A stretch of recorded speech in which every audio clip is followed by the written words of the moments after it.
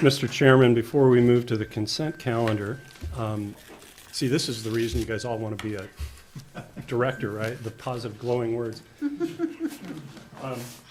You're also our outgoing chairman, and we know how much you love commemorative plaques and things. So there is your chairman's gavel.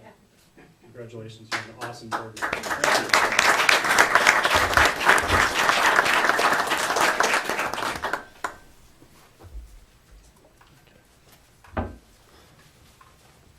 Steve, did you want to get a quick picture of the? We'll get it out. Get it afterwards.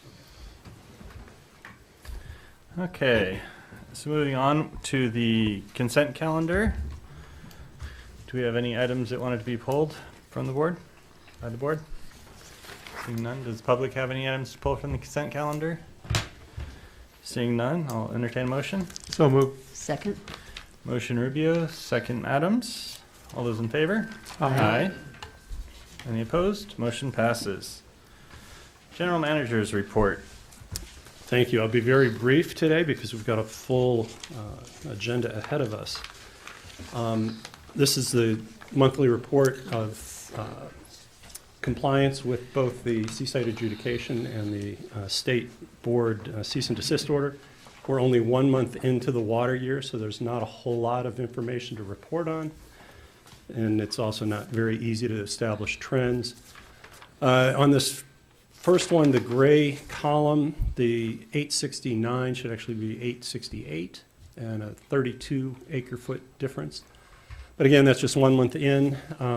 We are below budget, so we're in compliance, and we're also significantly below last year at this time. But recall, about a year ago, the wildfires, both north and south, shifted a lot of demand here to this community, and then, of course, the dry Christmas vacation resulted in an increase. So we'll be monitoring what's happening here. It's a little bit different situation. It's not the near Bay Area tourist area, or the north of Los Angeles is a problem this time around. But anyway, so we'll be monitoring that. This is production for both ASR recovery, which has been 0 in October. Table 13, there's been very little flow in the river to establish the Table 13 water right, and Sand City's desal continues to perform under capacity. Monthly production from all sources. This is one of those rare events because there's no input to ASR or output to ASR that the demands or the production you just saw on the previous chart actually matches up with the production that you see here. So that 884. And then finally, there was recorded rain, about 1/4 of an inch in October, and there may be some this weekend, but really not a whole lot to speak of. And the river does continue to flow, although it's dry in several reaches, so there was some unimpaired flow. So stay tuned as the months of the water year start to accumulate. This will start to look a little bit different. That concludes my report. Turning to item 8, at the request of Director Evans, we have a new chart which appears on page 57 of your board packet. Between when the packet was sent and today, I just wanted to let you know that we are about to be invoiced approximately $400,000 on the Rancho San Carlos Road project, the stream stabilization project, and about $500,000 of billables are coming in on the Sleepy Hollow intake facility upgrade. And then finally, just for an information item, item 10, beginning at page 61 is a review of the legislative outreach activities for the calendar year. It's item 9. Thank you. And that concludes the general manager's report. Great. Item number 10, attorney. Item 10, attorney's report. Good evening, Mr. Chair, members of the board, and the public. The board did meet in closed session at 5:30 this evening. There were 4 items on the calendar. 3 of them had to do with existing litigation, and 1 had to do with pending and threatened litigation as listed on the agenda. As to each of those matters, the board received the status report, but no action was taken. That concludes my report. Okay, thank you. Moving on to Our action items, item number 12, consider adoption of resolution number 2018-21, amending Table 2, non-residential water use factors. Did I miss 11?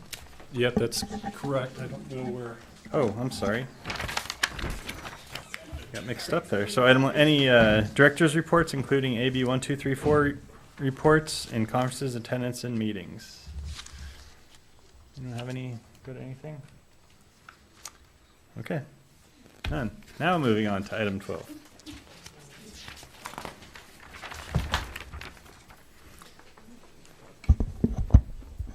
Mr. Chair, members of the board, we do have a very full house this evening, so it's difficult for people to move from one room to another.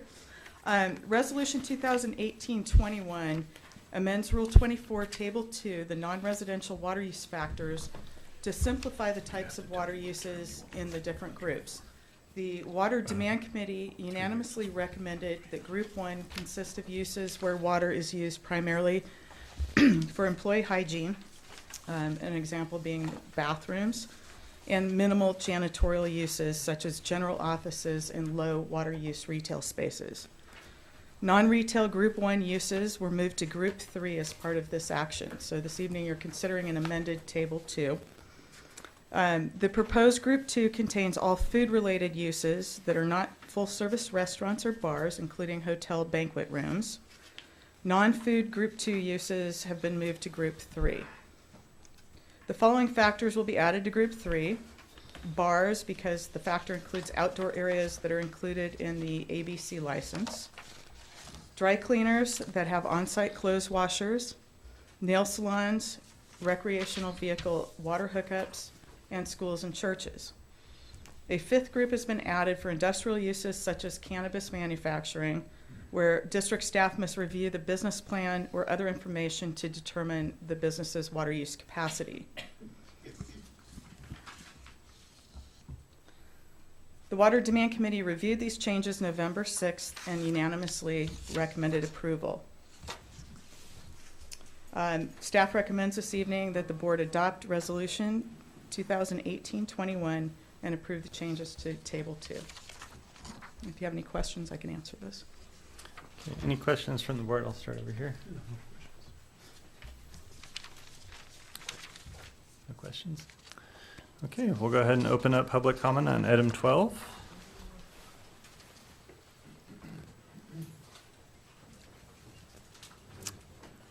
Okay, I don't see anyone breaking down the doors, so we'll go ahead and close public comment. Any further discussion from the board? I make a motion to approve. I'll second. Okay, we have a motion by Director Byrne, second by Director Evans. All those in favor? Aye. Any opposed? Motion passes.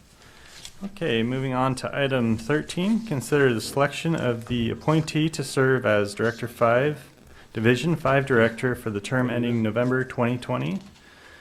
The board will receive statements from the candidates prior to action on this item. We will also have public comment on this item.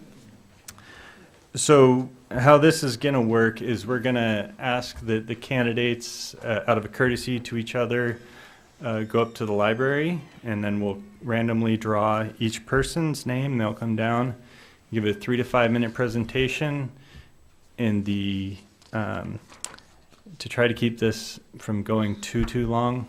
I have an appointment at 7:45 tomorrow morning that I have to be at. So we'll have a short question answer session from the board members, but I do want to keep it to 5 minutes. So we'll kind of go from there. So I think what I'll do is tape it shut. We'll have Director Lewis select the first name, and then we'll actually John Shoup. John Shoup will be number 1. On deck will be And the rest of you follow this woman here. Judy Lehman.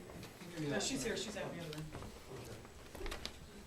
other room. Mr. Chair, can I just ask a question? Are they being sequestered, or will they hear the comments from the other candidates? Sequestered. sequestered. Okay, so is Mr. Shoup here? Okay, yeah, so if you'll be on deck, then we'll select the next one after.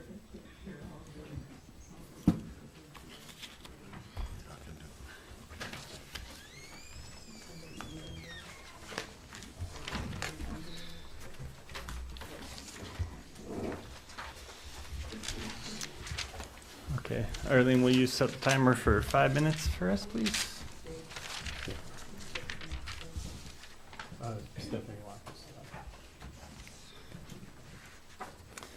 Okay, Mr. Shoup. Good evening, everyone. My name is John Shoup. I am a semi-retired lawyer, a recent transplant from the Bay Area. My wife and I moved here in May, so we've been here about 6 months. I have heard a lot of opinion about what the district is doing with respect to Measure J, and I think that I lack one thing which seems to motivate most of the people I've talked with, and that's a long-standing animosity toward Cal-Am water. My issues, if I had issues with water, had to do with Hetch Hetchy water. So I don't have the same position, I don't have the same feelings about Cal-Am as many who I've spoken with in the 6 months I've been here. That may make me not the appropriate choice. I don't know. I leave that to you. On the other hand, being more of a clean slate on the matter, I believe might serve as an advantage. Because I have no deep animosity to Cal-Am, I think I'm less likely to be driven with respect to important votes or decisions by that thing, by that animosity, and more likely to respond to, excuse me, objective issues, objective and logic. So I reviewed the district press release providing some details on its plan to implement Measure J. And I appreciated the mention of one or more public hearings which are going to occur. I should say that, although I'm not presenting my qualifications as a lawyer here, I have represented governing boards in similar situations where they're dealing with issues which can lead to public perceptions that are not accurate, like a public perception that the process wasn't fair and open. So I appreciated the public hearings to facilitate input, public input, on how the board should interpret the concept of feasibility. When I did read Measure J prior to the election, I was struck by the lack of a definition in that regard. And I think it leaves the board vulnerable. And frankly, the vulnerability, in my view, has less to do with legal issues than with public relations. The public perception that the decision about what that means, what that concept means, might be driven by factors other than what are out in the open. And that's why I appreciate the idea of public hearings and would suggest, actually, that the process used be even more like the fairly formal process an agency uses to adopt regulations, where there's written notice to the public and written input taken, and that this occurs not simply as an afterthought, with the expectation being that you're going to rely on consultants' reports, but as part of taking all of the evidence, including that offered by the public, on what that concept of feasibility should mean. And I think by doing that, you can avoid the misperception that the process involved was not fair or open or inclusive of all interested public participation, and get to a better place, regardless of what that in place is. The process, to me, is something that I focused on over my career, and I think I could add some value to the board with respect to that, among other things. Thank you. Anyone have any questions for Mr. Shoup? Go ahead. So, are you familiar with some of the issues around the DSAP plant and some of the ongoing issues that the board is dealing with? Just what I read in the newspapers, in the pine cone.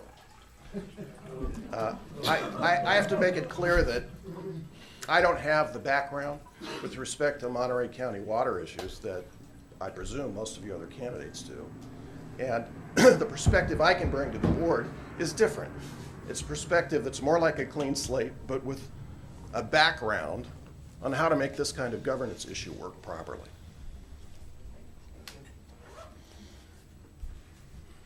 Okay, any others? I want you to pull number 3, so we'll have Ms. Lehman come in. Thank you. Michael Bayer. And if you tell Mr. Bear when you go up there, he's on deck.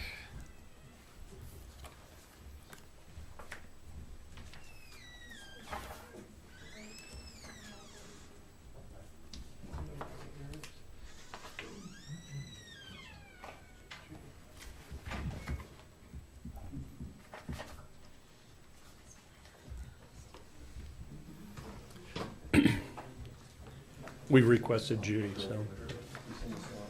Did you let them know Mr. Bear is on deck? Yeah. Okay.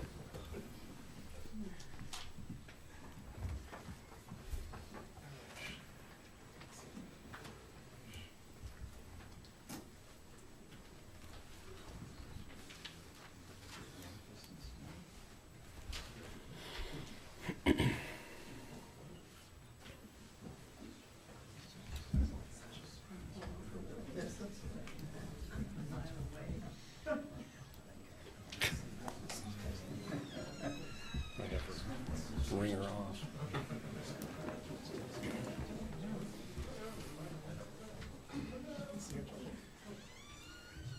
So Judy's up, you're on deck. That's what we thought. Okay, I'll see you all in a little bit.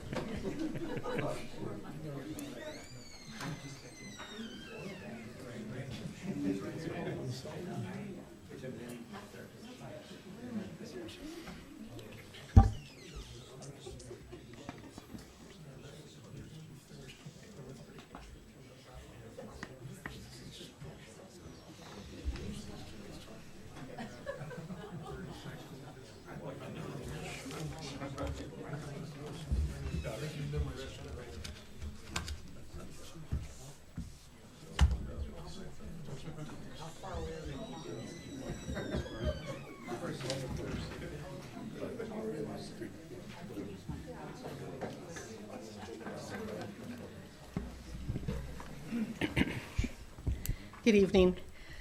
The Monterey Peninsula Water Management District has the regional expertise regarding all things water. Thank you, directors, staff, and public for being here tonight.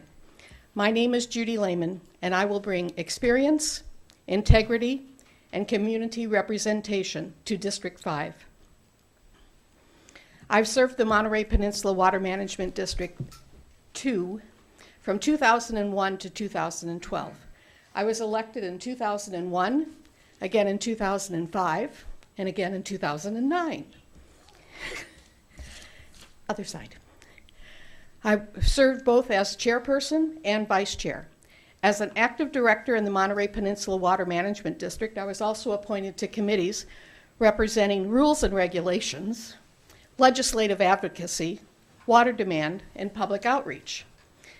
2008, 2009, and 2010, I represented the Water District enthusiastically on the Seaside Basin Water Master, along with Mayor Rubio, as well as the Monterey Special Districts Association from 2005 to 2011.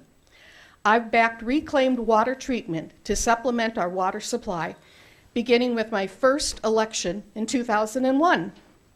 Along with Director Edwards and eventually a board majority for a collaborative reclaimed water treatment project.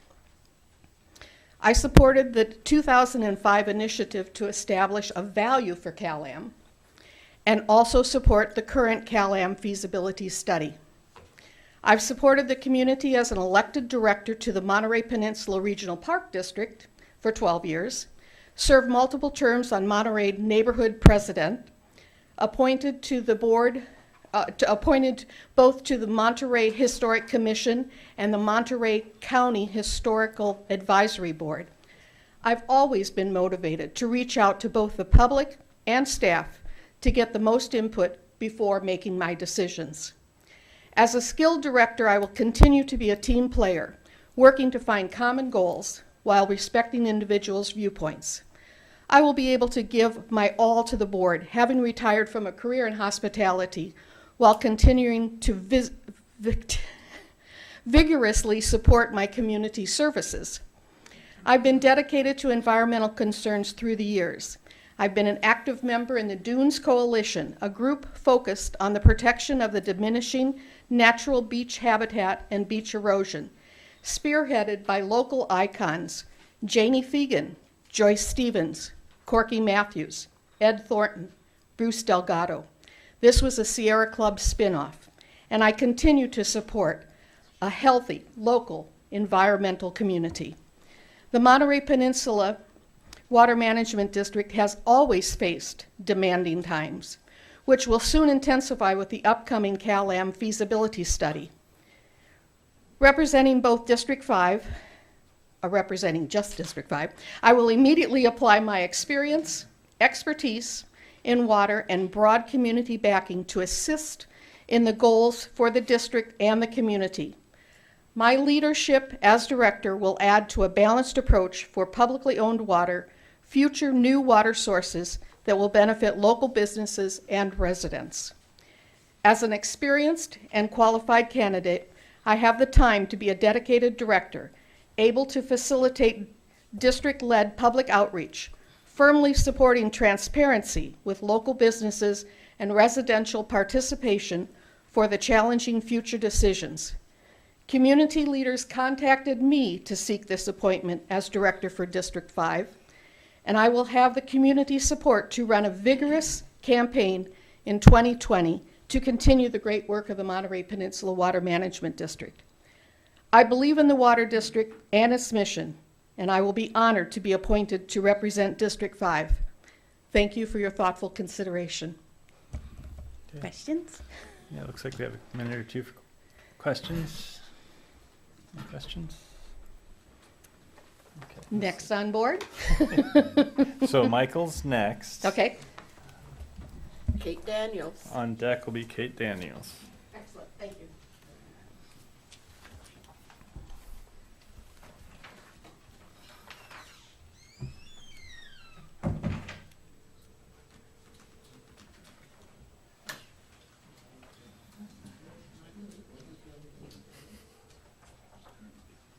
People don't answer their phones anymore. You have to text. I try text on her.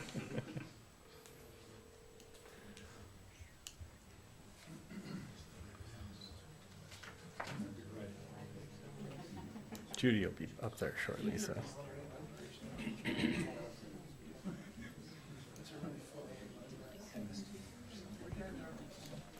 We're staying here. The building's really not that big, but we've got, we have to go through the mirror maze to get. Yeah. Okay, I got a lot to say. I'm going to speak a little faster than usual. Okay, Mr. Bear. Excuse me.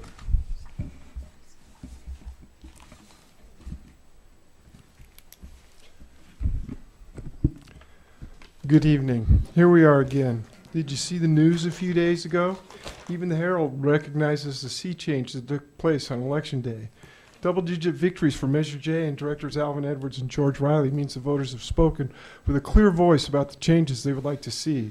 At last count, nearly 23,000 voters in our water district sent the message, do the study and get rid of the corporate purveyor if it's feasible. I concur with the sentiments of others that the three candidates who worked on Measure J, Kate Daniels, Judy Lehman, and myself, deserve additional consideration in the wake of the mandate that the voters delivered. We are all well qualified with different but useful strengths for the district. I'd like to note that the chair of this board took a campaign position that he would support the will of the voters. The landscape has changed in a number of ways in the election's wake for many of the players in our local water dance. Certainly for CalAm, the mayor's authority, the water district, but also for the S on J advocates such as Ron Weitzman's RAMP, George Riley's PWN. The players must reorganize their efforts on all sides in light of the new landscape. I want to clarify my relationship to Public Water Now. I joined the PWN board in April of 2016 and voluntarily resigned 3 months later. Before the July 2016 meeting, I resigned when I realized that in order to preserve my independent voice in public meetings, I couldn't be on the board of an organization with intervener status in the CPUC hearings. To reiterate, I have no knowledge of the PWN board business over the last 2.5 years, and I have no conflicts of interest by virtue of my association as an ACE volunteer, one of several ACEs, I might add. I've used my independent voice against Cal-Am and its fatally flawed desal plant many times before the PUC, the Coastal Commission, State Water Board, local municipalities, and letters to the editor. A small portion of that work is included in my submissions to you for this position. But in the new landscape, I recognize I will need to sacrifice my public voice now, if selected to this seat. After all, the district is also an intervener with the PUC. I will do this without reluctance. This job is more important than that voice. Perhaps Chris Cook will consider, hi Chris, endorsing my selection just to make me go away during public hearings. And I can help the district throw shade on Cal-Am's campaign of noise and misinformation, which can be expected to be intensified against the water district now. I have experience with their strategies and how to counteract them. But there is much more to being a board member of the water district than worrying about Cal-Am in the upcoming feasibility study. One of my favorite parts of the district meetings that I've attended over the last couple of years is far more than any of my competitors, by the way, is listening to the executive report on the state of our water budget. Reviewing financial budgets is something that every agency board must wrangle with, but accounting for credits and debits and acre feet, it's just plain cool. Subcommittee work is another aspect of the job I look forward to. Water supply, public outreach, and the rules and regs are 3 subcommittees I would be most interested in serving. I think my work to date makes the water supply and public outreach committees a natural fit.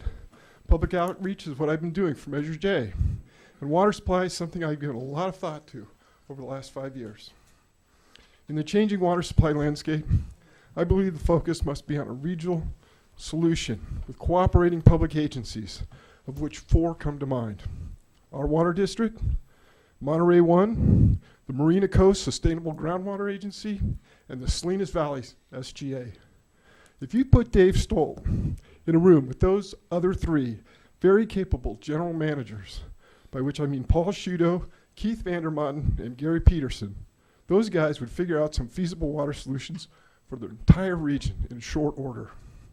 I'd like to be on rules and regs to gain a deeper grasp of the essential function of the district. The greater graphs, I'm going to skip that paragraph. Of course, I will defer to the chairman. It's part of being a good team player. In conclusion, I'd like to offer a quote which I believe is the epitome of being a good team player, perhaps the greatest quote in sports history. It comes from one of my hometown heroes, Tim Lincecum of the San Francisco Giants. He was an all-league, all-star pitcher, but by 2012, he was past his prime and downgraded from starter to reliever in that year's World Series. And a reporter asked Lincecum if it was hard for him with all his accolades to be demoted. This is what Timmy said. It's not the name on the back of the uniform. It's the name on the front that matters. My sincerest hope is to be selected to wear my name on the back of the uniform, where the name on the front, the Monterey Peninsula Water Management District, will be the one that matters. Thank you for your consideration. I'm happy to answer your questions. Okay. Wow. Done that perfectly, no questions. I practiced it 15 times. It took 4.5 minutes. You know, I was like, couldn't breathe up here. Anyway, thank you. Okay, thank you. So Kate Daniels is up next. So do I have time for a question? I'm trying to keep it to 5 minutes, so. So someone. All right, we'll do 2 minutes of questions. Okay, so it's just a quick Yeah. question. I just want to know, what would you be looking for in a feasibility study? Okay, 2 things. Do we get to keep the Cal-Am employees, the ones who drive the trucks? And if we do, the PERS, what is going to be, how's that going to impact us? Because I believe retirement's going to go up when we take 70 employees on. And then the second thing about feasibility is outside the district, there's sewer systems, maybe some small water systems outside the district, the Cal-Am services. That seems like a big nut to crack. How much does that cost? How do you do that? Do you have to buy the sewer systems? Seems like the PCA should be running it, sewer systems, like just get Shudo on it, but how does that work? So those would be the two things that I would be most concerned about in the feasibility study. Thank you very much. You had a question, Laura? I do have a question for you. You did spend a lot of time on the SNJ, and you've been very active in public water now, as you've admitted. I would like to know, will you be able to set aside your personal feelings and look at the results of that feasibility study objectively? Well, I want to be scrutinizing the feasibility study. I was scrutinizing EIRs, and I found that what the super scientists with the PhDs had to say wasn't particularly accurate. So I want to get in there with the whole board and make sure that, you know, that we select the right people, that we're looking over their shoulder, I would hope. And yeah, the whole thing's about the truth, you know, and if the truth is we can't afford it, then we can't afford it. But I just don't think that's the truth. But I have an open mind until we see the report. Can't make a decision. Any other questions?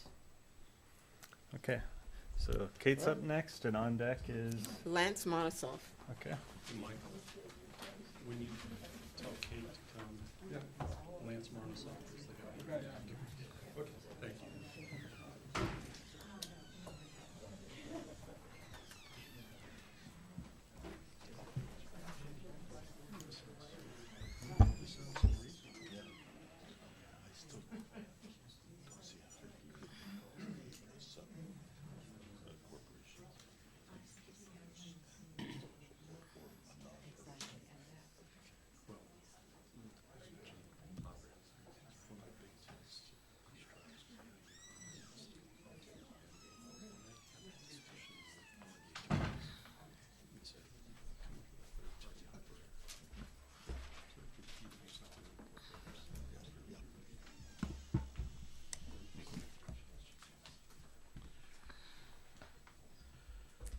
Hello, and thank you very much for this opportunity. I am very grateful to be here. I'm grateful to be in a room of so many familiar faces, people I recognize, people I think might be here to support me, and others that I know are not here to support me.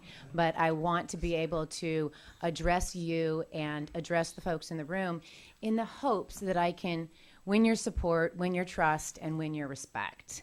While I have the time right now to speak, I want to talk about three things. I want to share with you my background. I want to share with you my understanding of the work you do here at the Monterey Peninsula Water Management District. And I do want to talk a little bit about my leadership style, because I think that my leadership style is one of the things that makes me the best candidate for the seat, on the open seat on your board of directors. As I mentioned in my statement of interest, I grew up in this area. I grew up in Division 5. I went to Carmel River School, I went to Carmel Middle School, and I went to Carmel High School. And what that meant for me as a child growing up in the 1970s and the 1980s is the Carmel River was my stomping ground. The Carmel River was our playground. So I have a very intimate relationship with the river, and saw firsthand what the overpumping of the river did to our water supply. I also now live in Carmel Valley, and so in 2017, I experienced during the atmospheric river events the flooding of our home 2 times. So I'm also familiar with some of the challenges that we face in regards to flood events on the river. The cease and desist order, and in addition, the adjudication of the Seaside Basin, for me are not merely court orders. For me, I really feel personally connected and first personally compelled to be part of the solution. I think that your charge to find an affordable, long-term, sustainable water supply is something that is perhaps more critical than anything that we could do right now in Monterey County, and that is why I have submitted my name for this position. In my work, I additionally bring countywide knowledge of the water supply challenges that we face, not just in this district, but in the Salinas Valley and in Castroville. I am familiar with the overpumping of all of the aquifers. I'm familiar with our dams. I'm familiar with the saltwater intrusion situation that has now reached as far as Blanco Road. And I am familiar with I think I said the dams. It's somewhere I'm going to spend the day tomorrow. And so to wrap this portion of it up, I really feel that the ability for businesses, for industry, and for residents alike in Monterey County and in this district to succeed is contingent upon our ability to increase our water supply. And so that's an opportunity that I am ready to roll up my sleeves and actively engage in seeking a solution for.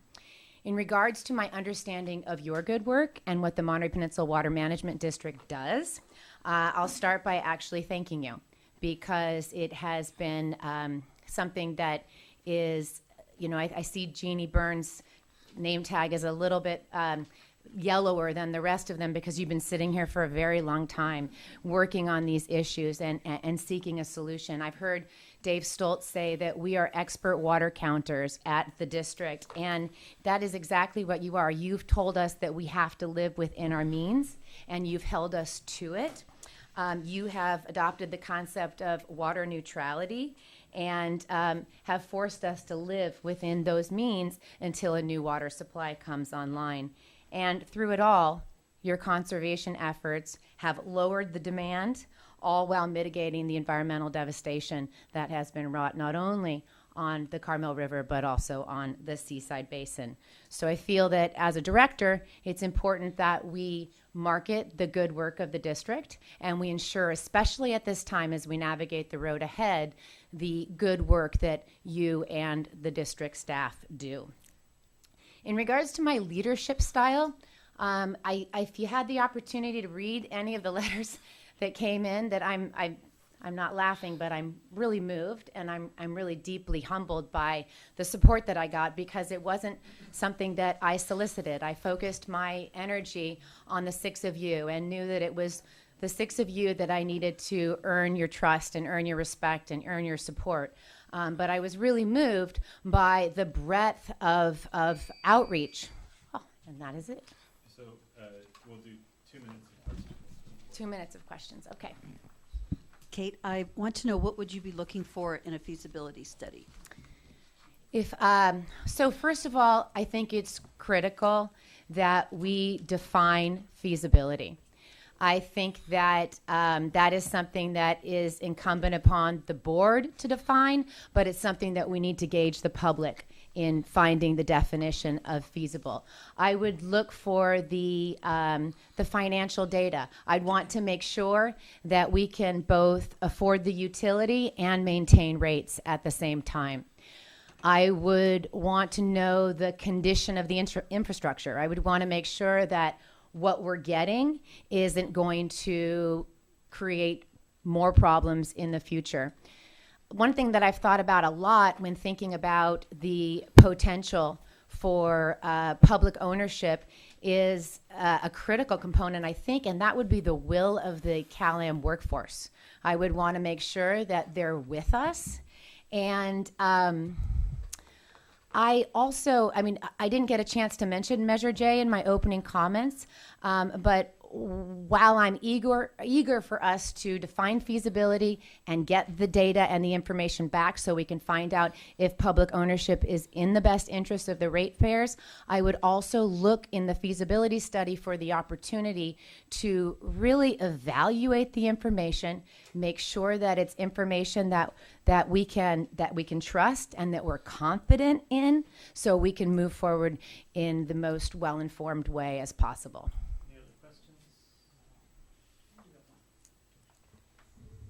Hi, Kate. I know that you're resigning as Director Adams' Chief of Staff, or I guess I should say Supervisor Adams' Chief of Staff. Do you feel comfortable working with her here as a peer and be able to disagree and have a difference of opinion and not be influenced by a previous relationship as her staffer? I feel absolutely comfortable. I took on that role because, again, it was a calling for public service. It was an ability to and an opportunity to get involved and do what I believe was best for the constituents in District 5. And that meant that there were a lot of times that the supervisor and I did not agree on certain policy decisions or strategies or ways to move forward. But we respect each other very much. But it's one of the reasons that it is important for me to move on in my career is because I am very much an independent thinker.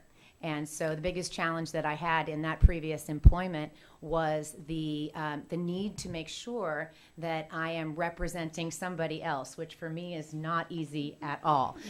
So, All right. so that's one of the reasons. And so, no, I see no issue with that at all.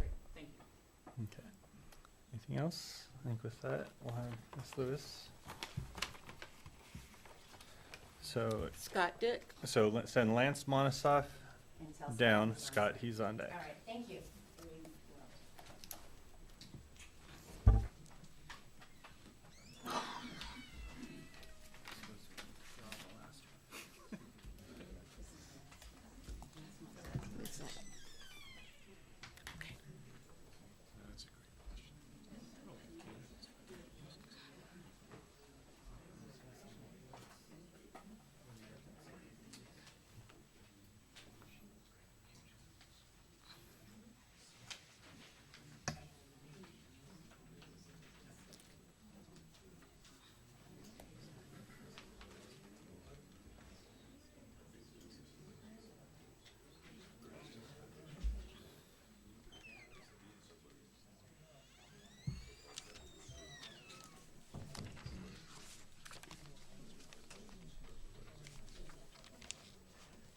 Hello, my name's Lance Monosoff.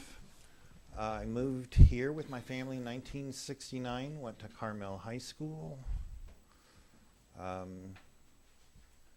Let's see, ran for water board 2007. Was appointed to the Carmel River Advisory Committee in 2008 until, and I served as chair. Served on the local Sierra Club political committee and then on the executive committee. Now I serve on the state of California Sierra Club political committee. Started my own business in 1983. Environment's very critical to me. Water is important to me, and I hope you consider my candidacy. Thank you. How's that for short?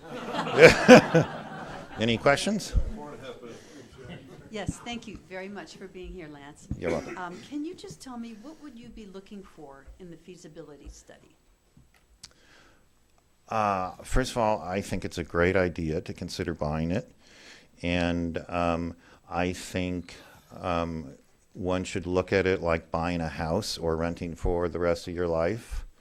And so I think the critical thing is a good appraiser. And I think the appraiser that Cal-Am got, I would like to have the same one appraise my company, because then I'm a multimillionaire right now. Okay, thank you. You're welcome.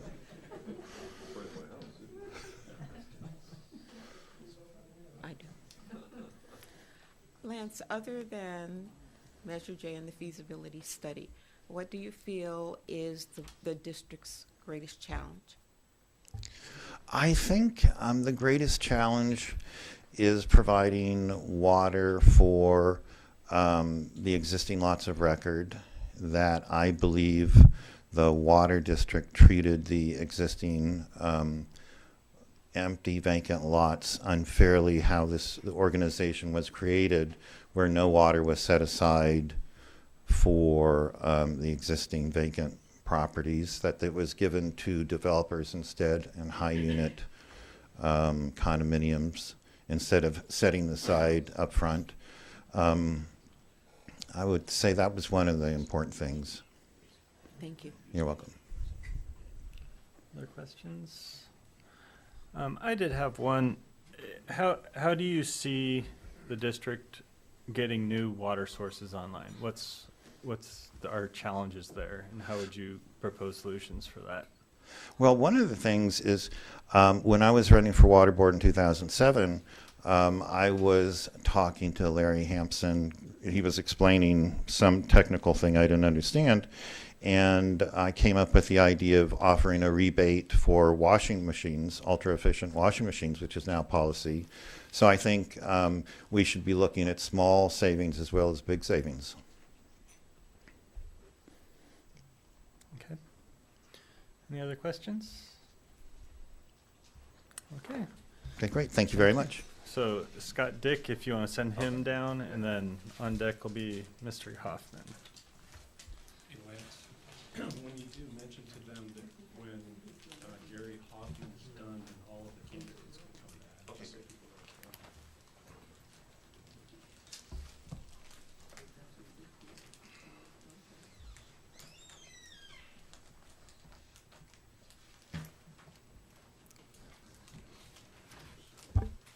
You know, while we're waiting, Mr. Chair, all the way back at public comment, there was a comment about the listening sessions that you directors have scheduled. They have been shifted to January, so probably the second and third week of January. Okay.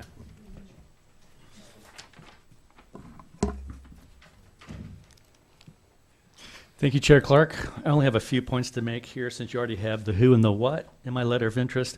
I would like to just to mention the why of appointing me to fill Bob Brower's seat in Division 5. The first is that I'm the last person to have run against Bob with 5,224 votes cast in that election, and I lost by only 82. It's ironic that I did not have the support of the business community then because I supported public water. I still do, just not this way. The second is, now that Measure J has passed, I'm skeptical that this board will maintain an unbiased approach to feasibility since some current members of the board, as well as newly elected members, enthusiastically support Measure J and the buyout of Cal-Am. Bias towards a position is difficult to overcome. Humans do not search for or accept disconfirming evidence, especially when reputations are at stake. One of my favorite books, written by two social psychologists, is titled "Mistakes Were Made, But Not by Me." This book explores and describes the difficulty that humans have admitting mistakes. One of the case studies they used are the famous cases in criminal justice where DNA evidence conclusively proved a death row inmate was innocent, yet some prosecutors and police officers refused to believe the evidence and refused to admit they convicted the wrong person. The authors describe similar results in psychotherapy, relationships, the medical field, and research science where even confronted by incontrovertible evidence, these professionals refuse to admit any mistakes, even arguing that the evidence presented to them was or is wrong. For my dissertation, I was part of a research group of 9 doctoral candidates, and we studied 6 behaviors of leaders in 5 fields: mayors, community college presidents, school superintendents, HR professionals, and police chiefs. One of the successful behaviors was collaboration. The written evidence is significant and clear that the more diverse the collaborators, the more resilient and robust solutions that are created. Robust meaning they're stronger and last longer. Resilient means they last longer. As this is the main argument for appointing me, I represent diversity on feasibility, and I'm grounded in evidence, not ideology. Also, in plain terms, you already have enough Measure J supporters on the board, so appointing me may reduce the risk of future accusations of board bias regarding the findings on feasibility. One last point. I'm a court mediator, and mediation emphasizes remaining neutral. I mentioned that bias is nearly impossible to overcome. It is mostly unconscious and implicit. However, neutrality can be learned and is a key element in mediation training and of absolute necessity in the actual conduct of mediation. I think that's relevant here. In the case of feasibility and the long road towards condemnation, I will remain neutral, and neutrality is a strength for this board, not a weakness. Thank you. Ms. Chick, any questions over here? No, thank you. So, hi, thank you very much for being here. Can you tell me what you would be looking for in the feasibility study? Evidence that is definitive about whether the taking over Cal-Am will actually save us money. And I mean in the immediate term, long-term, short-term, doesn't matter. Any other questions? Turn on your mic, Jean.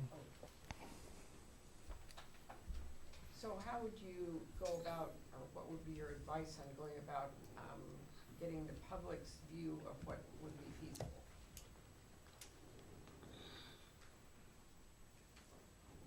That's a very interesting question because half of the community already believes that it's feasible and the other half doesn't. And so I think it's a matter of economics. you can consider anything feasible if you have enough money. And so really what we're talking about is what the ratepayers are going to be burdened with. And that to me is very important. That's probably the most important thing to me. And so feasibility is a matter of, it's not just can we do this, is do we need to do that? Is there an economic necessity for us to do that? That's my position.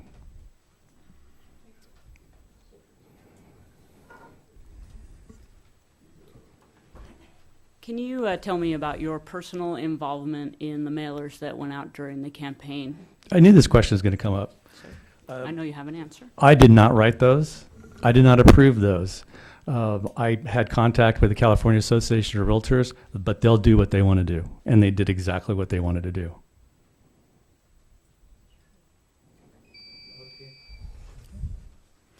Thank you, Mr. Dick. Thank you. Chair. If you want to let Mr. Hoffman know, he should know he's the last one.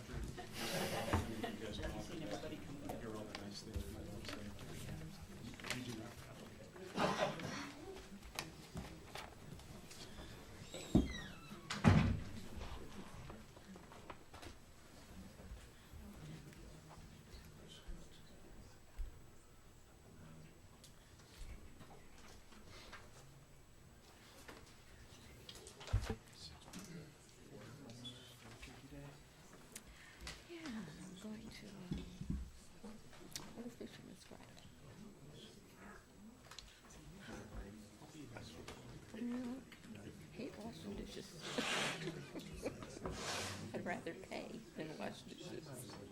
My family's far away. My son's in LA. My other family's on the East Coast, so it works for me. Did he what? My son? Spoiled little boy. He considers himself a refugee. Okay, Mr. Hoffman. Oh, okay. Yeah, my name is Gary Hoffman, and I've lived in District 5 since 2007. I've spent my 30-plus year career in public service as a civil engineer that specializes in water supply treatment and water reuse. From 2006 till I retired in 2013, I worked for the Monterey District Office of the Department of Public Health, which is the organization that regulates all the public water systems on the peninsula, as well as Santa Cruz County and San Bernardino County. As a result, I have extensive knowledge of the water treatment, storage, and distribution systems on the peninsula, as I have personally inspected many of the facilities. Specifically, I was the principal author on the operating permit for the Sand City desal plant. I was involved in the ASR permitting, as well as other facilities from the different water systems on the peninsula in the permitting process.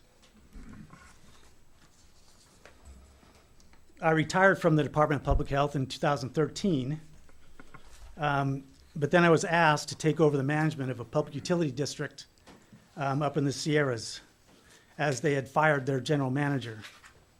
Under my leadership, that district adopted strategic planning to address their regulatory compliance issues, short and long-term budgeting problems that they had, prioritizing their capital improvement program, and drought response.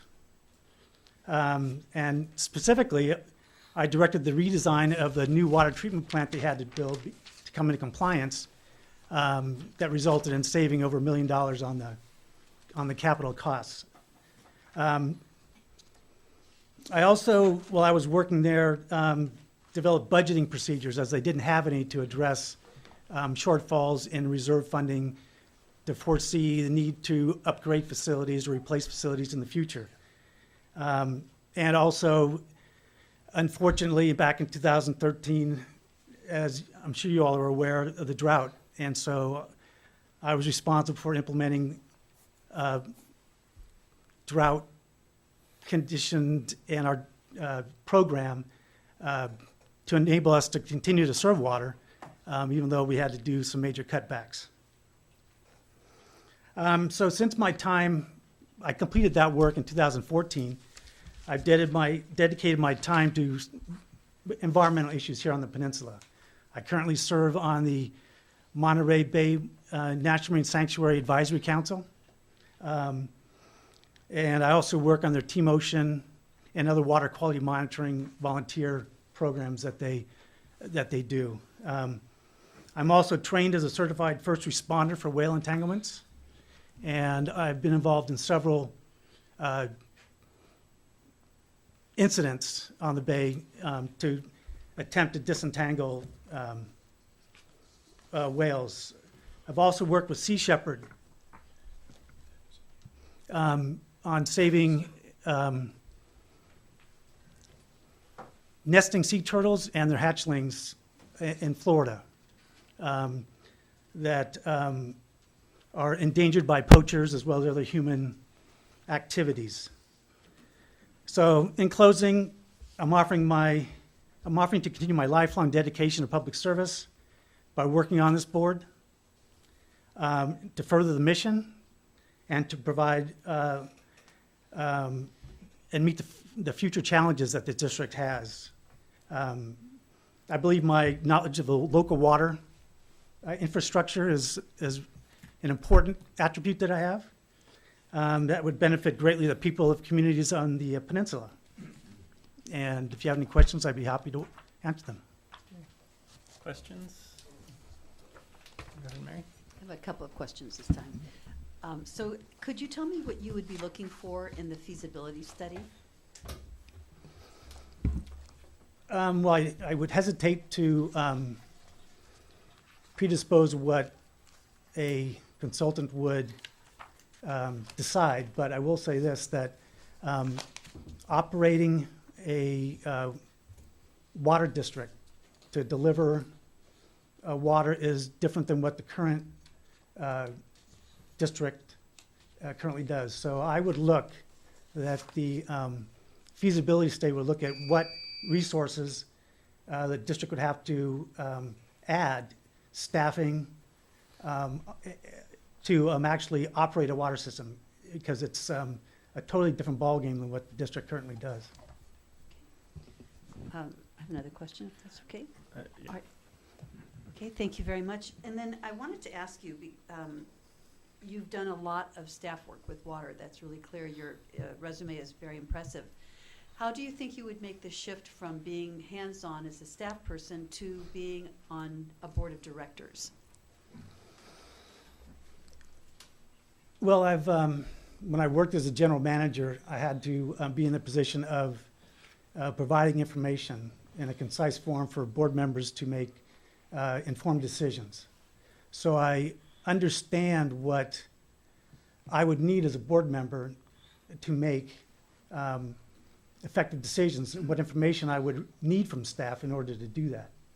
So I think that having worked for a board as a general manager, as well as serving on the Monterey Bay National Marine Sanctuary Advisory Council, which is a multidisciplinary board advising the superintendent, has provided me with the ability to work collaboratively with folks from all different backgrounds and points of view.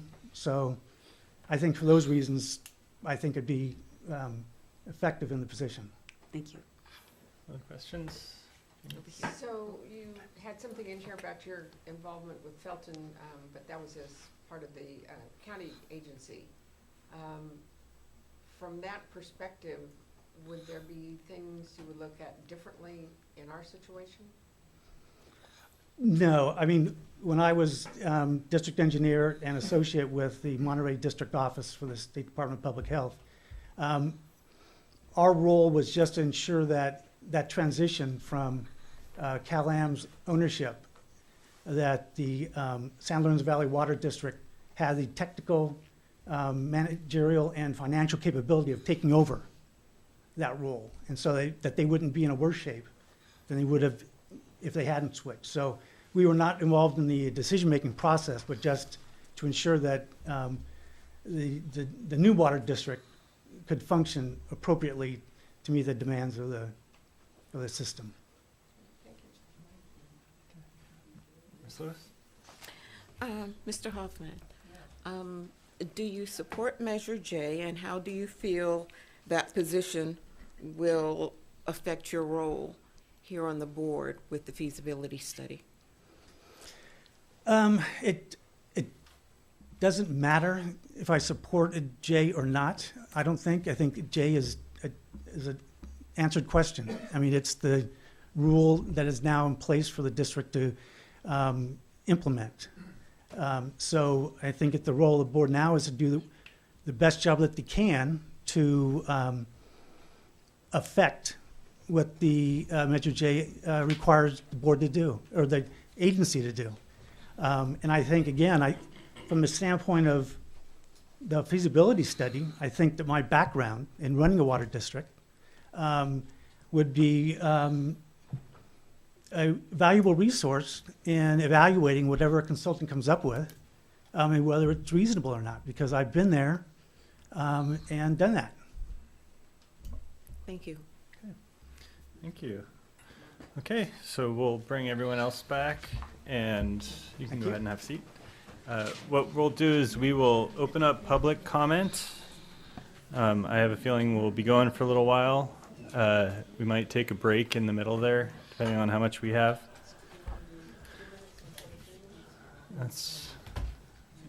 Yeah, we'll do 2 minutes, since I'm sure there'll be plenty of people talking.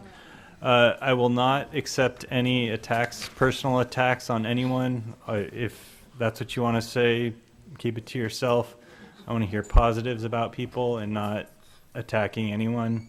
If you do attack someone, I'll ask you to please step down. Mr. Chair, do you want to gauge how many people are going to be making comments? Sure. How many people plan to make comments? Exactly. So, yeah. So that's, yeah.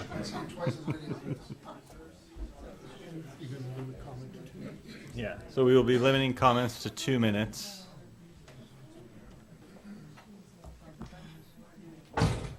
Mr. Chairman, can I ask a clarifying question? Sure. You said you won't accept attacks. Will you accept criticism? As long as they're not personal attacks. In my opinion.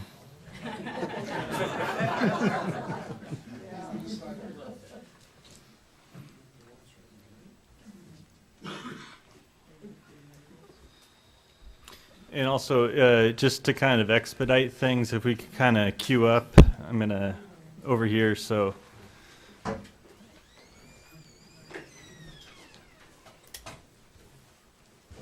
And when the buzzer does go off, please respect the rest of the audience and stop speaking, and so we can all be heard. I do have an appointment at 7:45 tomorrow morning, so.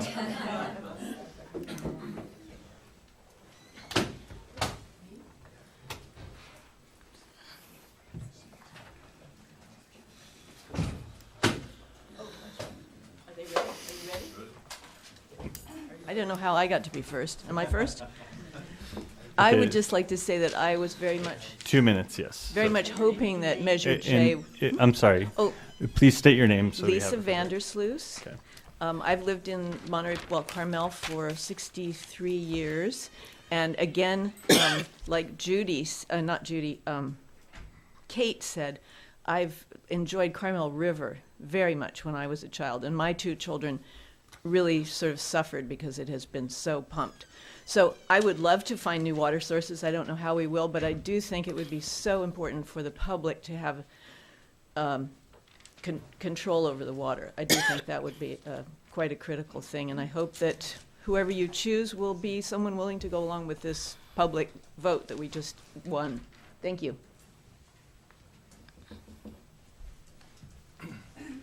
I'm Ron Weitzman. I know you have a difficult choice, but I encourage you to make it this evening. We're in a race now. You've got the public wanting you to consider seriously purchasing Cal-Am. You're in a race because Cal-Am is trying to build its desal plant. The more time it takes for you to make your choice, the farther along it's going to be in becoming more and more expensive. The less time you take, the less money it's going to cost. I know that people are going to push procedure. That's going to be very important, but you should not get caught in the intricacies of procedure, because procedure is part of what you have to consider. People use that as a weapon in war, so you want it to be on your side. So just encouraging you, the reason I want you to make the decision tonight is that will help speed things along. Thank you.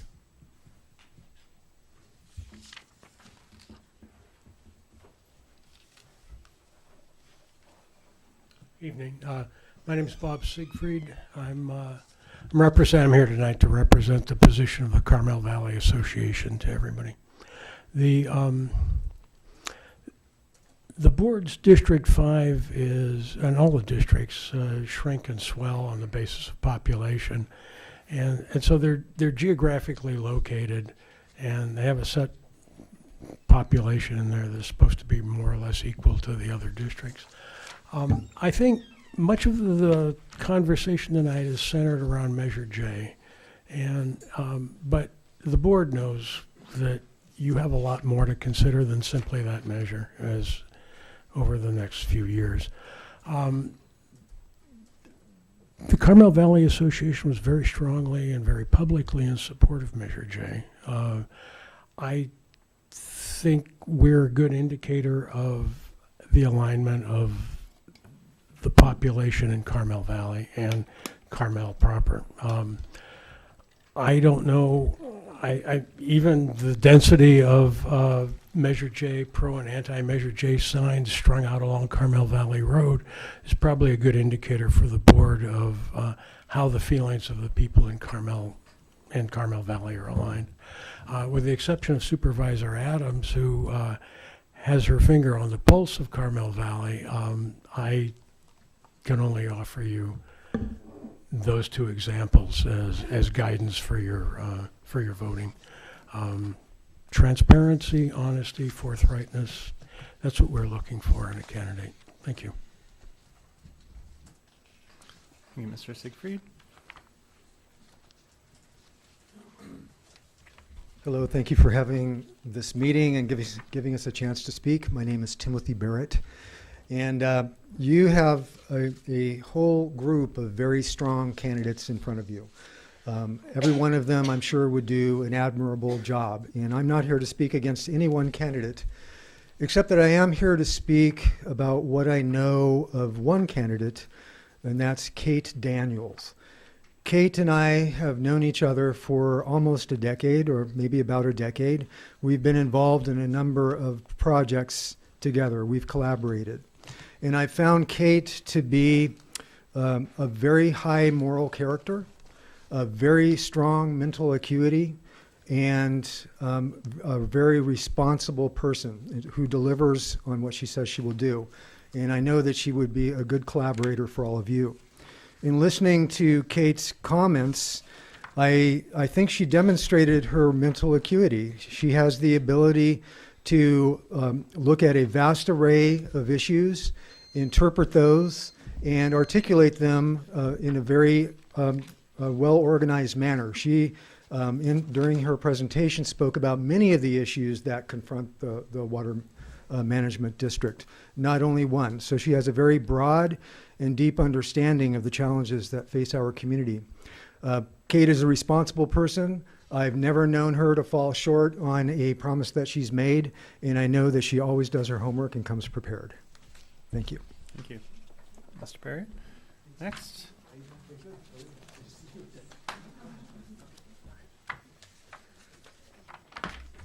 Good evening, Peter Mountier, PG Chamber. Would like to encourage the board to make this appointment tonight. After a very contentious and lengthy election cycle over ownership, I hope I'm not alone in stating that we'd all like to see some degree of unity and compromise when it comes to making the decision before you. Measure J requires this board to determine the feasibility of taking over Cal-Am, and it's vital that that feasibility study be impartial and objective and evaluated that way. Your task with this appointment is to ensure that you have the best board possible as the district begins to move forward. Like any representative decision-making body, this board is without a doubt at its strongest when it maintains a diversity of viewpoints when it comes to any decision that it makes. It's therefore important to construct a board that's balanced and represents community interests on all sides of the issues. This board will no doubt benefit from voices that will be critical and those that are not already passionate supporters of condemnation in order to protect the integrity of the feasibility study process. By all accounts, Bob Brower was a dedicated public servant who brought unrelenting attention to the task of developing new water supply projects and increasing our current supply. This is a challenge that remains of paramount importance, especially now that voters have delivered their decision on Measure J. Any candidate you select to fill his seat should also support these goals. Thanks. Thank you. Hello, my name is Anna Thompson. I live in Carmel, and I voted yes on Measure J. First of all, I wanted to thank the Monterey Peninsula Water Management District for all the good work they have done in making it possible to implement 5 new water supply projects since 1995. And I really hate to think what our water situation will be now without your work in making that possible. In 52 years of ownership, Cal-Am has only given us the highest water costs in the nation and no new water supply. We have those facts to consider. And also, what will it be like if we are not able to get control of our water situation? Now, we need your help to appoint a board director that will best represent our community interests. In order to complete all the required fact, funding, feasibility, research, analysis, documents, etc., and complete all the work within the time limits that were set up by Measure J, it is critical that the appointed director is committed to pursue public ownership as mandated by Measure J, and in an impartial, transparent, and very timely manner. So the experience that the person has to offer is very critical in this case. At this time, the person that in my view is the best qualified, there are several that are qualified, but is best qualified for this position is Kate Daniels. She has the extensive work experience, the water issue Okay, knowledge, thank you, ma'am. good listener, communicator, Thank you for and your good reputation comments. for her ethics, work ethics. Thank you so much for your time. Next up, please. Oh. Board, I'd like to address you. My name is Harvey Billig. I live in Carmel. I'm, of course, in District 5.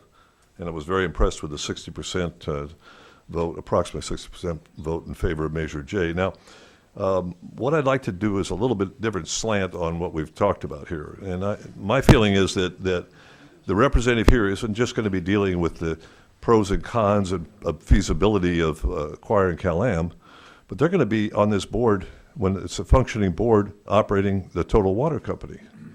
And I'm very concerned on having people tied into the hospitality industry and real estate industry who have a vested interest in being too strong in this. And I think the board needs to take and concern the citizens' role. And in that I mean that we have an egregious tier system and a flat rate for hotels, et cetera. There is no other district that I'm aware of that has anything like that. I work very closely with 2 water districts, which I'm involved with very much. They're both public districts in different projects I've been involved with. And they don't do that. And when I've done an examination of approximately 20 different other additional districts, I've never found anyone that's even remotely similar to our present. So and the bottom line is that whoever's on the board is going to have to deal with the rate structure. And not just the feasibility, which is obviously extremely important and absolutely necessary, but I think that my point is I'd like to have somebody as experienced as possible, but my particular choice is Judy Lehman. I've known her for many years, and I have great respect for her experience. And because it's going to take that kind of experience, and it takes somebody that's committed to the public and not to one particular little industry. And I thank you very much for your time. Thank you. Next up, Mr. Turner.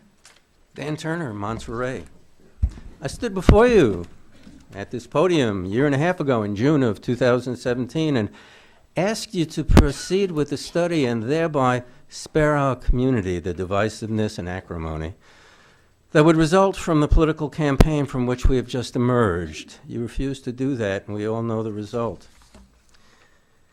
If you select from one of the candidates who support the move toward a publicly owned water system, there will be peace in the valley.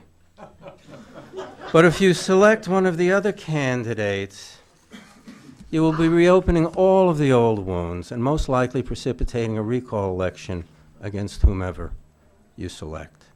The question before you now is not so much whom you will choose to replace Bob, but whether or not you have learned anything from our community's excruciating and tortured experience over the past year. We'll soon find out. No one is neutral about getting rid of CalAm and creating a public water agency here on the peninsula. Perhaps I could believe that you are if I saw a note from your doctor saying you'd been in a coma for the past 13 months. But short of that, no one's neutral. CalAm supporters know that if they are honest and admit that they oppose a public water system, they'll have much less of a chance of being appointed to a position on the board or be chosen for any other position having to do with the feasibility study. So don't be surprised if you hear them say that they are neutral or are maintaining an open mind. Not that there's anything wrong with an open mind in general, but in this case, it will be used as a euphemism for, I like CalAm. I wouldn't be surprised if I hear someone say that we only got 55% of the vote. Hardly a mandate, they may say. However, if we had the same amount of money to spend getting our message out that CalAm had, 3, 4, maybe 5 million, we would have gotten 90% of the vote. So I hope I won't hear anyone bring that up. Thank you, Mr. Turner. Next up. Good evening. My name is Tyler Williamson and was recently elected to City Council in Monterey. And part of my campaign, I publicly supported Measure J. But tonight we're here in regards to filling the vacated seat on the board. And I think that the candidate that's selected should be somebody that's focused on listening to the voice of the people in the community.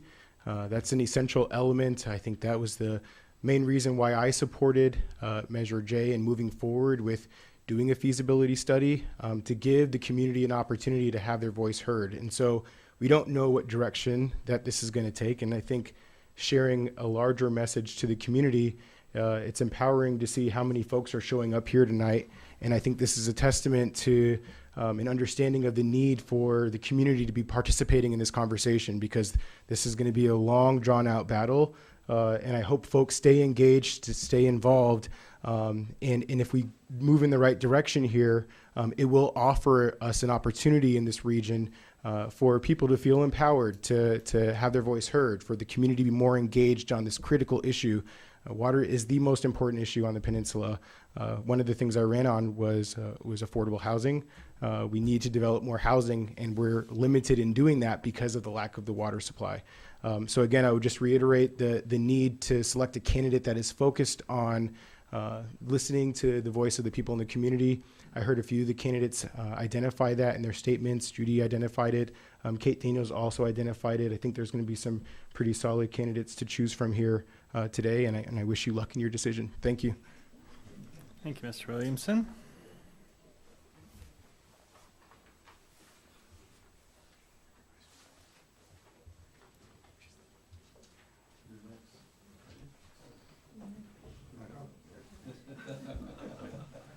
Thank you very much. My name is Eric Sand. I live in the Carmel Valley and I work in the Carmel Valley. My family has been in Monterey and the Carmel Valley for many, many years. As a child, I played in the Carmel River. The summers were dry, but there was always adequate water. I just want to say my hat's off to the community. I share some not altruistic ideas, but it's governed how I've looked at my life and was what I was taught by the people that brought me up that lived in this area. We're very resourceful and they're very independent, and we try to be objective. We have freedom because we choose to be responsible. I've chosen to be responsible for myself, my family, and my community.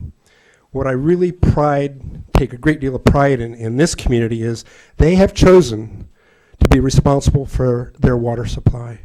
And that is extremely important. We have chosen to explore how we can be responsible for our water, our local control, and that's the absolute essence of freedom. Thank you. Thank you, Mr. Sand. Hello, my name is John Tilley. I live in the Water District, and I want to thank you, Chairman Clark, board members Adams, Byrne, Evans, Lewis, and Rubio for a few minutes to address you. The board you serve on has been the most productive group fielded by the Water District in decades, and thank goodness you came along. For many years, the district accomplished next to nothing when it comes to getting real water solutions in place in this area. But then that has not been the case for a nice stretch of years. It has also been important to note that this change occurred just about the time that David Stolt walked in the door. Recent successes included the ASR, the Santa Margarita site effort, the San Clemente Dam removal, Pure Water Monterey development, the Pacific Grove local project, and stormwater management programs as well. That just names a few, and there's many more that have been accomplished and are on the books to be looked at and be considered, things at the airport and more. So thanks for all that work that you've done. Bob Brower has been a prominent member of that successful board, and I want to express my gratitude to Mr. Brower for the years he invested as a member of your board. I asked Bob a while after he took office what the work was like for him. He told me that it had become a second full-time job. I understood that when he told me that why it was that way, because of the many things he was working on, the accumulation of knowledge he had to take to be a good member of the board. I urge you tonight, as you choose the next representative for Division 5, to pick a person who is ready to continue the success of the board has achieved. Most importantly, I urge you to pick a person whose agenda is water-based and not politically motivated. Being actively for or actively against Measure J does not qualify someone to serve on the water board. What should qualify someone to serve is their ability to forward the mission statement of the district, which is to promote or provide for a long-term sustainable water supply and to manage and protect water resources for the benefit of the community and the environment. Thank you very much. Thank you, Mr. Tilley. Good evening. My name is Rene Boskoff. I'm representing the Coalition of Peninsula Businesses, and I would like to read the letter into the record from the coalition. Chair Clark and members of the board, you have an important decision to make tonight.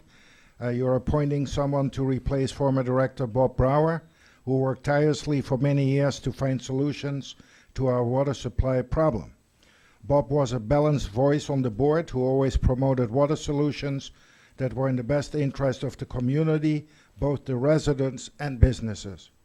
While a number of capable people have indicated their interest, you should keep in mind that arguably the most critical task facing your board right now is implementation of Measure J. That the implementation is critical to the future well-being of all district residents, businesses, commercial operations, not to mention local governments. Measure J begins with commissioning a thorough and exhaustive water system purchase feasibility study, followed by careful analysis of that study. It is vital that the feasibility study be impartial and fair. In order to ensure this and have the confidence of those you serve, you must have a diversity of viewpoints represented on your board, so all community interests are represented. You should pick a new board member who can contribute to the commissioning of the feasibility study and has experience in the water topic and knowledge that can be of value based on the critical tasks that lie ahead. It is important that the candidate you select has the same similar preceptive and values that Bob Brower held during the years of service, who served our diversified community well since 2007. He was one who supported a long-term sustainable water supply solution. Excuse me. In short, you should pick. Okay. Thank you. Thank you.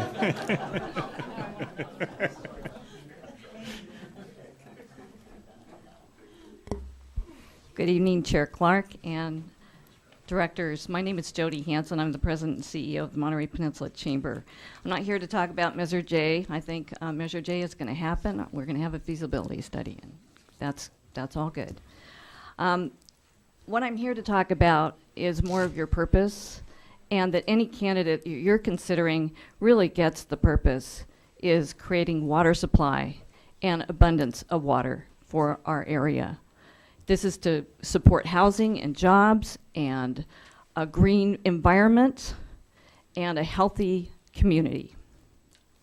You know, this responsibility has to do with the Monterey Peninsula Water Supply Project. I've heard tonight that people say, oh, we don't know our sources yet. Yes, we do. We have a water supply project on the board, and we're moving it ahead. And it has to do with aquifer storage and recovery, recycled water, and a desal plant. And just know that that desal plant is very critical to getting off a moratorium we've had for over 10 years, so we can't build bathrooms. We don't have hookups for new housing. It's keeping our housing unaffordable here. And I think we have to look at the whole picture. This moratorium is just as important as getting off the CDO. Cease and desist order, if we don't meet deadlines for the desal plant, we'll be in a critical water shortage. We will be in rationing. Our community cannot afford this. And I hope that you will look at someone who will listen and balance interests in our community. 44% is not a mandate. 44% no is not a mandate for Measure J. Measure J does not create any water supply. So get it straight. Your job is to create water supply. Thank you. Thank you, Ms. Hanson. Mr. Chair, fellow board members, my name is Gary Curcio. I'm representing the Monterey County Hospitality Association. Before I make my comments, I would like you to indulge me for just a moment, because the night that you said goodbye to Mr. Brower, I thought that there was going to be public comment allowed after, and it turned out that there was not. And I just want to quickly say, because Bob actually did send me a text a couple of days ago, and I just want you to know that, by the way, the reason that we are here tonight is not Measure J. It's not public water. The reason we are here is to replace Bob Brower's seat on this water board. That's why we're here tonight. Bob just survived a 13-and-a-half-hour surgery that's going to take 8 weeks of rehab where he can't drink or eat anything. He's going to be in the hospital. He's fighting for his life. It's obvious there are several really qualified candidates here.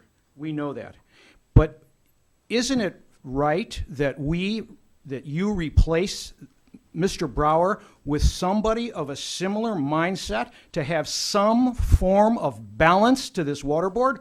When your new water board is seated and the two candidates that were elected in the election are seated on this water board, it is heavily weighted and prejudiced in how this feasibility will come out.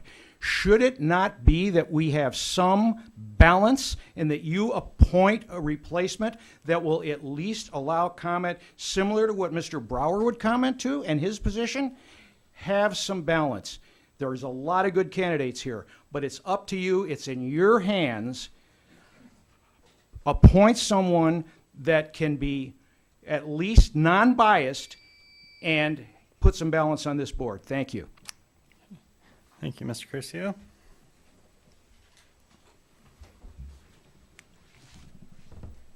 Melody Crislock. So if this were in a normal situation, we would be holding an election.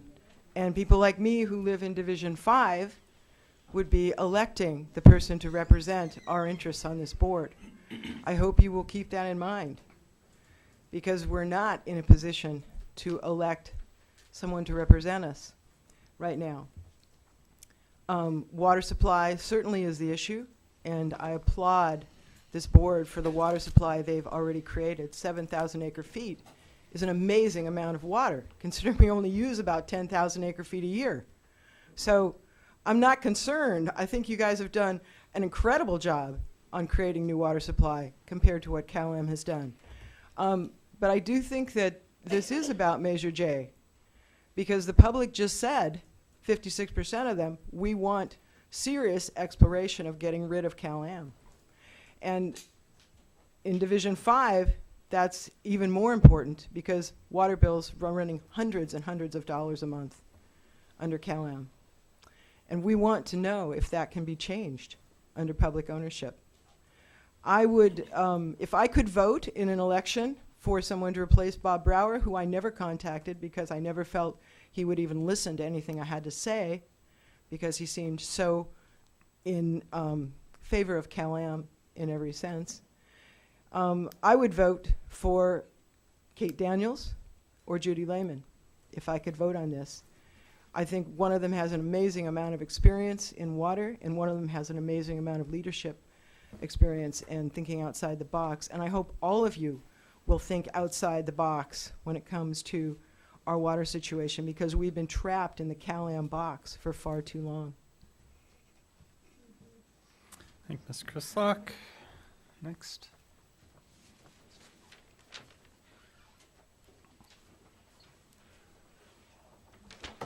Good evening, Dan Limesand, one of the directors with Montage Health. Montage Health and its various subsidiaries, like Chomp and Montage Medical Group, to name a couple, collectively represent the largest non-government employer on the Monterey Peninsula. We're dedicated to meeting the changing healthcare needs of our community, and having a sufficient water supply is critical, which is why we've cared about solving the shortage from the outset.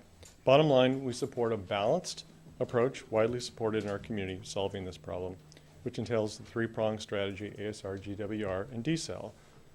And on the theme of balanced approach, tonight you're here to consider replacing Bob Brower's position. So I just want to quickly reiterate just a couple of points, and it's really along the balanced theme, which is considering selecting someone who has sufficient knowledge on the water-related matters, key. Dedicated pursuing solutions to meet the current and future needs of the community. Is knowledgeable and able to assess the feasibility of buying Cal-Am and the need to be fair and thorough, and is capable of reaching across the aisle to build consensus. Hence, someone who has a balanced approach. Thank you very much. Thank you. Hi, my name is Susan Schiavone. I'm a resident of Seaside. I'd like to thank the Water Board, too, for all of the work you have done over the past years. I think you've done an excellent job, in spite of lots of challenges, to bring us water supply. And I'd like to thank Brenda especially for appointing me as her representative on the 152 oversight. I've had an education you can't believe in the last 2 years, and I still feel like I don't know very much. So I want to thank her for that, and for her service especially. I'm looking forward to having Alvin on the board. I also want to say, in terms of electing somebody or choosing a representative to replace District 5, I don't think we need to be stacking the board either way. I think we need to pick the best person, and that best person should be able to put aside politics, get in here and do an honest evaluation in terms of what we're looking at for determining whether or not it's feasible to buy Cal-Am. Thank you.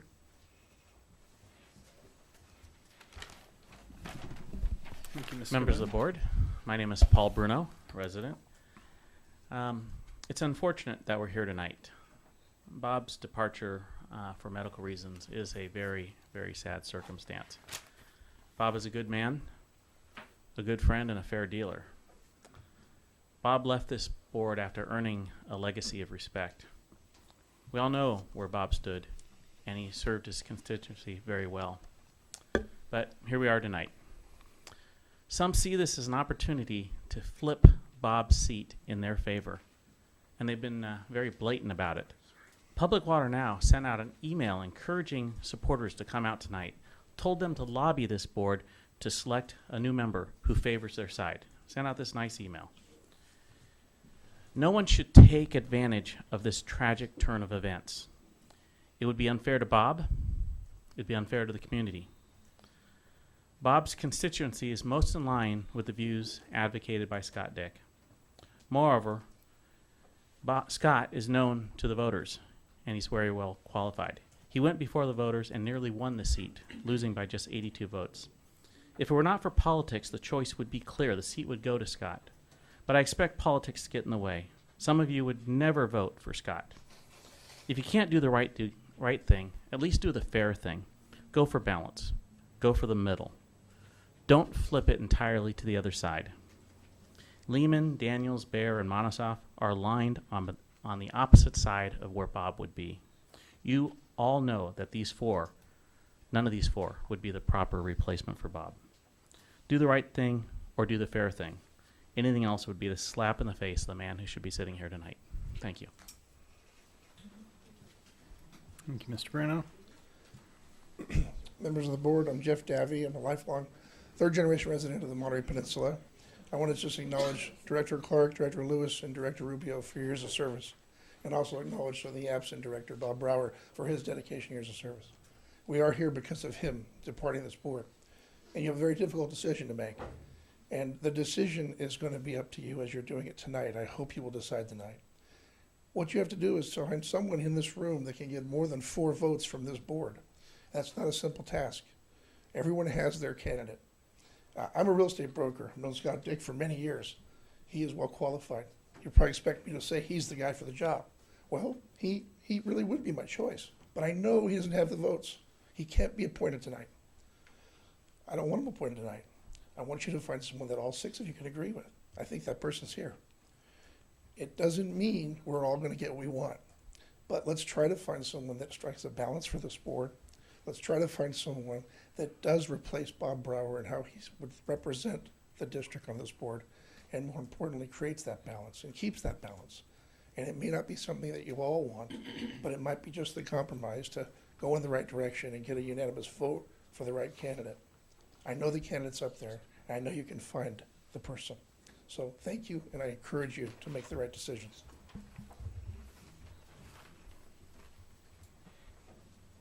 Thank you, Mr. Davi. Any other public comment? Good evening. I'm David Henderson. I'm a retired economics professor from the Naval Postgraduate School, and I'm supporting the guy who lost to Bob Brower by 82 votes. And let me say a little about why. It's kind of hard to make the case for the reason Jeff Davey just mentioned to people who might, a majority of whom might be on the other side.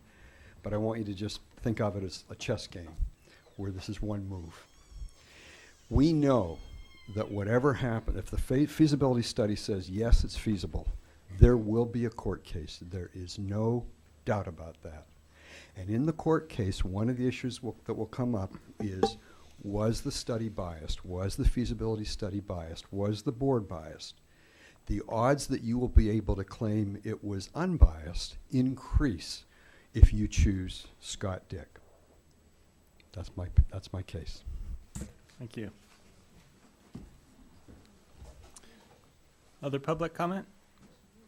If there's anyone in the lobby that wants to make public comment, if you'd please make your way in here.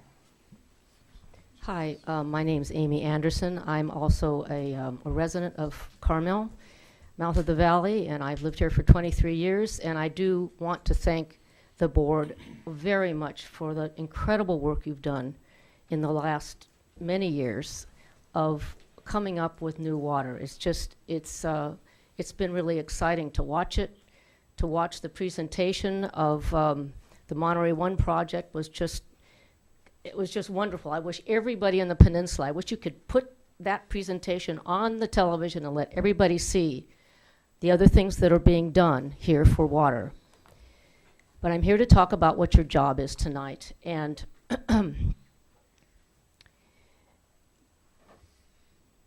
finding somebody who's a really good and clear thinker is what's important. The topic that's in front of you, the feasibility study, which I am thrilled is finally here. I mean, this is the 6th attempt since the 1930s, and I can't say I know anything about any details about the efforts before 2005, but it's the 6th attempt for this community to try to find out if this is feasible. Can we do this like 85% of the rest of the country?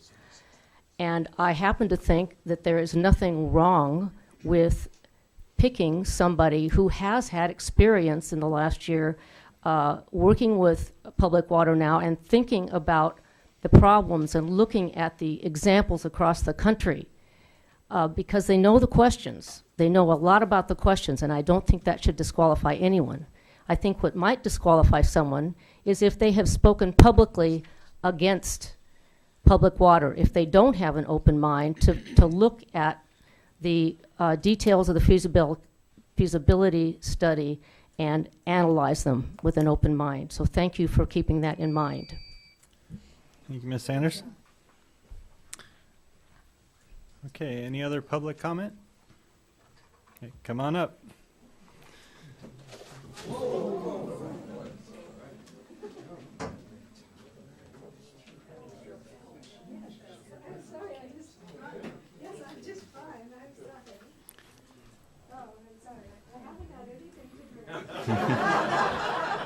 Just water, right? Just water, yes.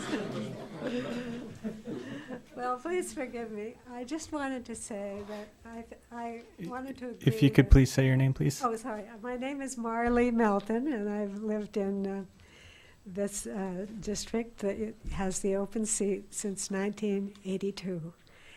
And I just would like to emphasize that you are selecting someone who can bring a good mind and a very clear appreciation of the issues before the district. And I think that you have some candidates here who can do that. And I also want to say that being for Measure J doesn't mean being for going ahead with taking over Cal-Am if it's not feasible. The only thing that that measure specifies is that there be a study and a careful examination of the benefits. And I think someone who can do that in an unbiased way would be very important. And the other thing I'd like to do is thank you so much for all you're doing as members of the Water Board. And apologize once again for being so clumsy. But thank you. Okay, thank you, Ms. Melvin. Any other public comment? Public comment going once, twice, closed.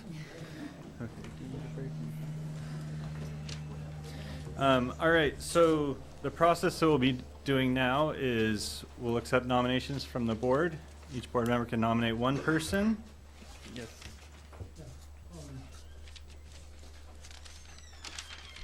Yeah, I'd like to start the nomination process by nominating Mr. Gary Hoffman. Do you want me to elaborate why, or? I think the nomination's fine. Okay. So we have one, Ralph is nominating Gary Hoffman. Any other nominations? Ms. Adams? I would like to nominate Kate Daniels. Okay. Any other nominations?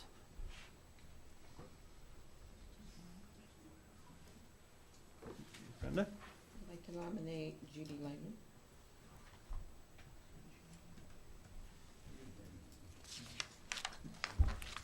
Okay, any other nominations? Okay, so we'll go ahead and close nominations, and if we can come up with 4 votes for any one candidate, then they will be selected, and you will vote for one nominee. Ms. Arlene? This is the first motion. Yes. Mr. Hoffman. Director Byrne. Yes. Director Evans. Yes. Director Lewis. No. Director Adams. No. Director Rubio. Yes. And Director Clark. Yes. 4 to 2 in favor. Okay. Congratulations, Mr. Hoffman. I'd like to say we had 7 wonderful candidates. Thank you all for applying. I know it's a difficult thing, and you're all well qualified. So Thank you, and please continue to stay involved. You know when the dog chases the car and catches So we'll make our flight. Okay. You guys were all fabulous. So we'll go ahead and take a 5-minute break, and then we'll administer the oath of office.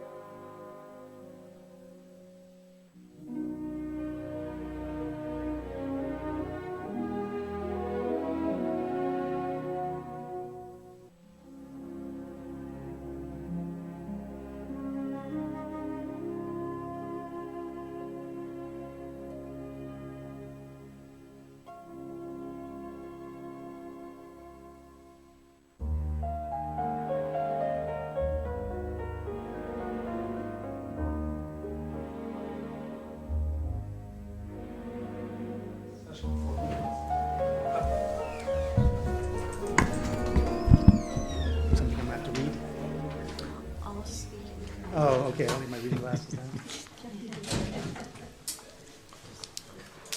Put up your right hand and repeat after me.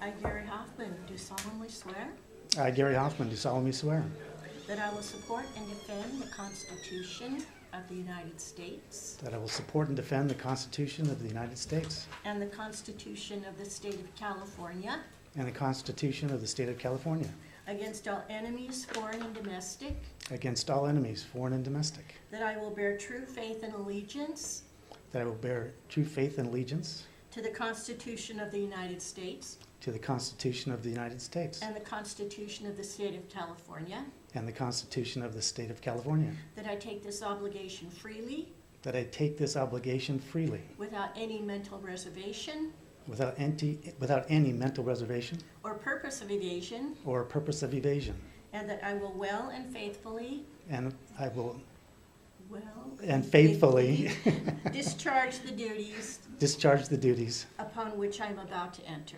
upon which I'm about to enter. Congratulations. Thank you. Thank you.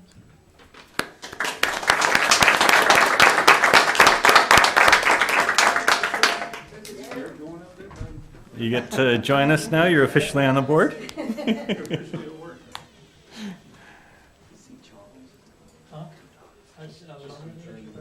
Yeah. Make him work for it.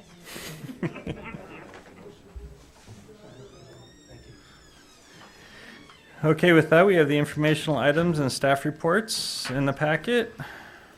And I'm going to adjourn our meeting for Mayor Rubio and Ms. Lewis in your honor. Thank you. Thank you.